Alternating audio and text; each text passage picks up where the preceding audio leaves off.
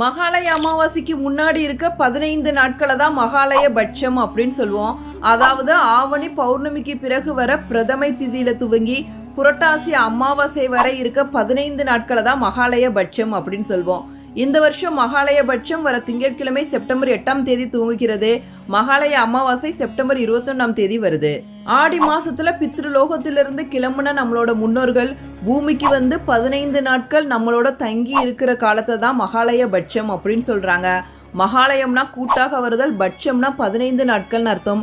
இந்த 15 நாட்களும் முன்னோர்கள் நம்மளோடைய தங்கியிருப்பதாக ஐதீகம். அதனாலதான் இந்த காலத்துக்கு மகாலய பட்சம் அப்படின்னு சொல்லப்படுது. மகாலய பட்ச காலகட்டத்துல முன்னோர்களுக்கு திதி தர்ப்பணம் அவர்களோட பேரில் தானம் செய்யறது ரொம்ப ரொம்ப சிறப்பு வாய்ந்தது. முன்னோர்களே நேரடியாக வந்து ஏற்றுக்கொள்ற ஒரு தர்ப்பணம் தான் மகாலயபட்ச தர்ப்பணம். அமாவாசை அன்னைக்கு யாரோட பெயரை சொல்லி தர்ப்பணம் கொடுக்குறோமோ அவங்களுக்கு மட்டும்தான் அந்த தர்ப்பணம் போய் சேரும். ஆனா மகாலயபட்ச காலகட்டம்